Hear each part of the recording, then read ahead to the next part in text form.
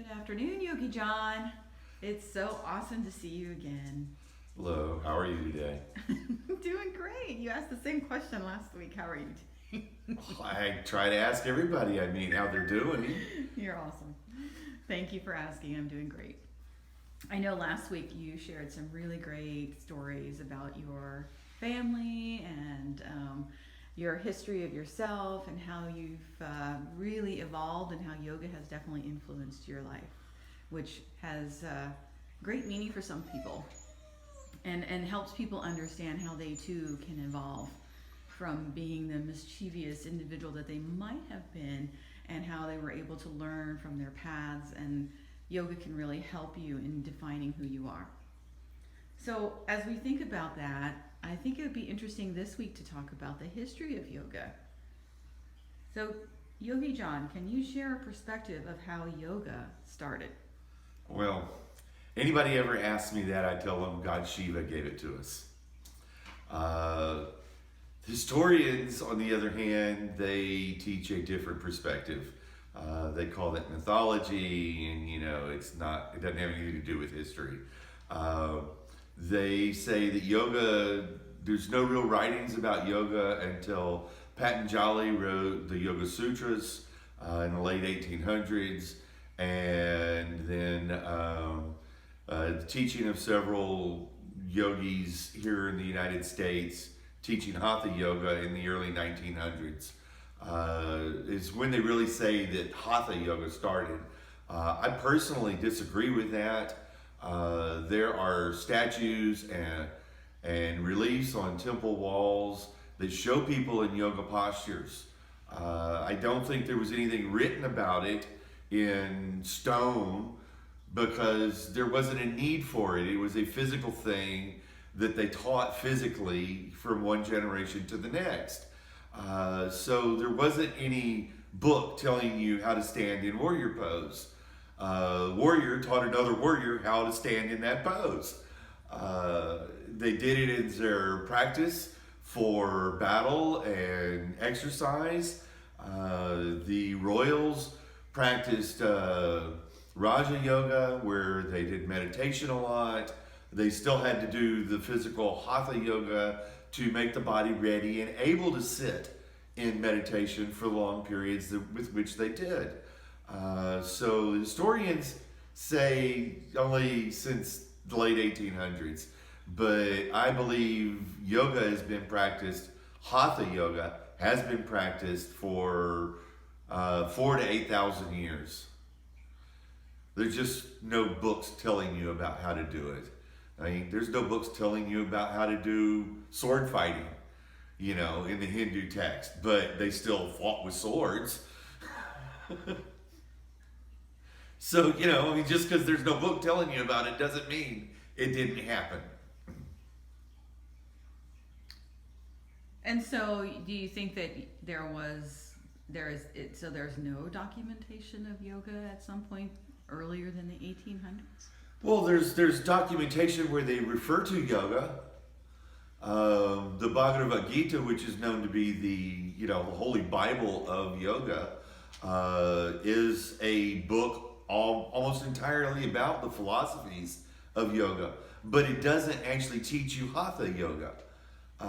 So the historians say, well, that means that it didn't exist.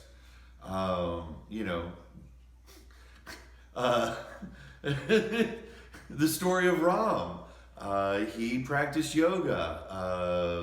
Hanuman, who assisted him, was a great devotee of Shiva, and he practiced yoga.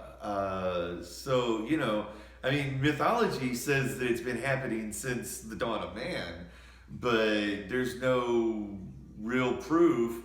They ignore reliefs on temple walls. Just because somebody's standing in a pose doesn't mean that they're in yoga. The guy standing in a squat with his heels together, he's not doing a yoga pose. No way. He's just sitting weird. So, Yogi Jon, I know that historians have their perspectives, and there's a lot of different studies and history books that read differently. What's your perspective? I believe God taught it to us. about 8,000 years ago. He didn't want to teach it to us because he didn't think we could handle the knowledge that it would give us.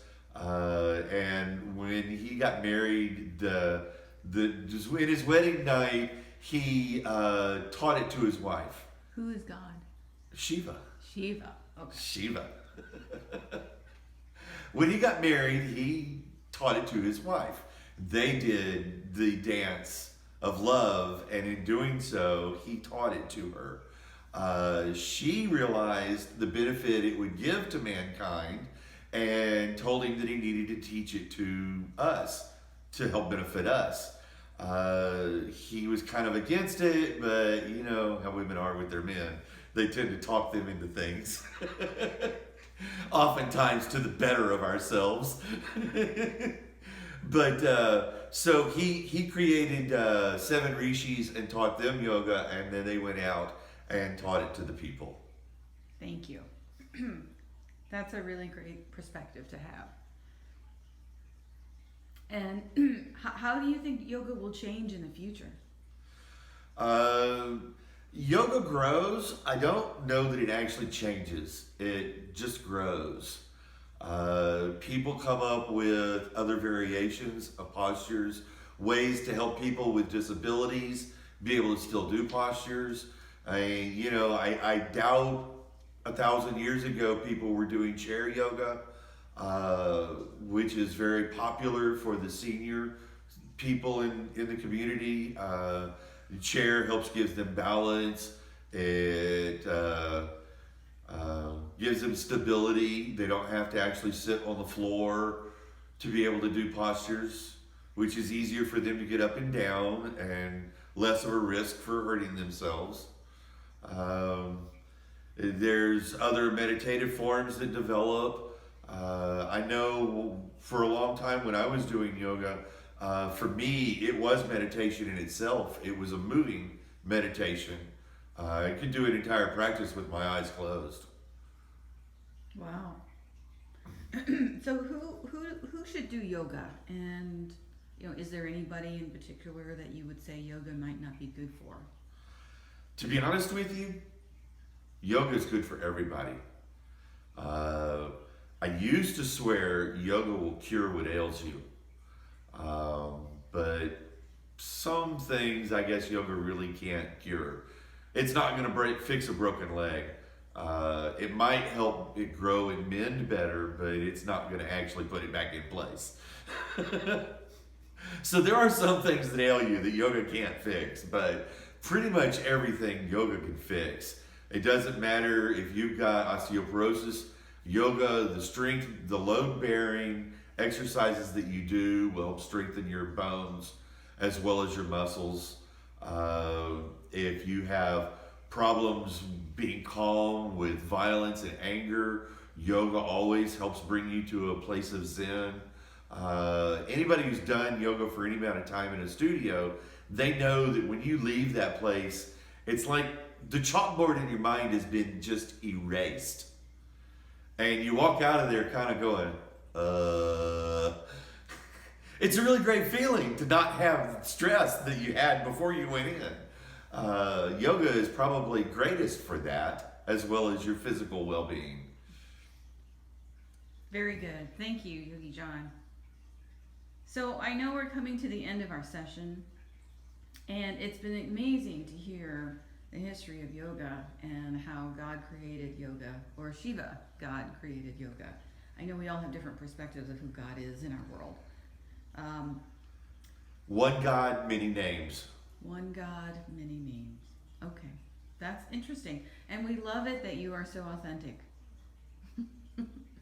Well, I think we'll just share a little bit about you again next week. We'll learn more about Yogi Jon and who your mentor is and how you define success. So those of you still watching, please come back next week and we'll learn more about Yogi Jon and how he has evolved and where he's at. And I think the following ones after that, we'll be learning more about what's happening in the world, and we'll hear more from Yogi Jon about the world's successes in yoga.